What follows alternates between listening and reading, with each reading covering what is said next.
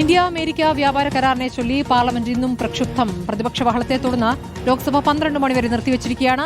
പ്രതിപക്ഷം ഇന്നും നടുത്തളത്തിലിറങ്ങി പ്രതിഷേധിച്ചു. യാസ്മിൻ വിവരങ്ങളുമായി. ഇപ്പോൾ ഇന്ത്യ അമേരിക്ക വ്യാപാര കരാർ വിഷയം തന്നെയാണ് ഇന്നും സഭയിൽ പ്രതിപക്ഷം ഉന്നയിക്കുന്നത്. എന്താണ് സഭയിൽ ഇതുവരെ ഉണ്ടായത്? സ്മൃതി, പാർലമെന്റിന്റെ ഇരു സഭകളിലും ഇന്ത്യ അമേരിക്ക വ്യാപാര കരാർ ചർച്ച ചെയ്യണമെന്നാവശ്യപ്പെട്ട് പ്രതിപക്ഷാംഗങ്ങൾ നോട്ടീസ് നൽകിയിരുന്നു. ഏതായാലും ഈ നോട്ടീസ് അംഗീകരിച്ചിട്ടില്ല ഇരു സഭകളിലും. അതുകൊണ്ട് തന്നെ വലിയ പ്രതിഷേധ കാഴ്ചയായിരുന്നു. ആദ്യം ഈ വിഷയത്തിൽ ചർച്ച വേണം എന്നാണ് KC വേണുഗോപാൽ ഉൾപ്പെടെയുള്ള നേതാക്കൾ ലോക്സഭയിൽ ആവശ്യപ്പെട്ടത്. അതേസമയം സ്പീക്കർ അതിലേക്ക് കടന്നില്ല. ചോദ്യോത്തരവേളയുമായി മുന്നോട്ട് പോകാൻ അനുവദിക്കണം എന്ന നിലപാടായിരുന്നു സ്പീക്കറിന്റേത്. ഏതായാലും വലിയ ബഹളത്തെ തുടർന്ന് ഇപ്പോൾ ലോക്സഭ 12 മണിവരെ നിർത്തിവച്ചിരിക്കുകയാണ്.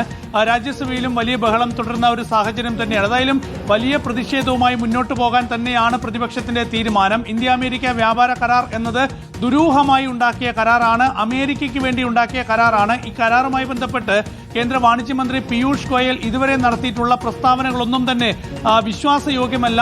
കർഷകർക്ക് വലിയ തിരിച്ചടിയാകുന്ന വ്യവസ്ഥകളാണ് കരാറിലുള്ളത് എന്നൊക്കെ പ്രതിപക്ഷം ചൂണ്ടിക്കാണിക്കുന്നു. അപ്പോൾ എന്താണ് ഈ കരാറിലുള്ളത് എന്ന് വിശദീകരിക്കാൻ പാർലമെന്റിൽ ചർച്ച നടത്തണം എന്നതാണ് പ്രതിപക്ഷത്തിന്റെ ആവശ്യം. അതിനിടയിൽ സ്പീക്കർ സഭയിൽ ഏകപക്ഷീയമായി പെരുമാറുന്നു, പക്ഷപാതപരമായി പെരുമാറുന്നു എന്ന് ചൂണ്ടിക്കാണിച്ച് സ്പീക്കർക്കെതിരെ അവിശ്വാസം കൊണ്ടുവരാനുള്ള വലിയ നീക്കവും ഇപ്പോൾ പ്രതിപക്ഷം ആലോചിക്കുകയാണ്. പ്രത്യേകിച്ച് രാഹുൽ ഗാന്ധിയെ സഭയിൽ സംസാരിക്കാൻ അനുവദിക്കാത്ത സാഹചര്യം.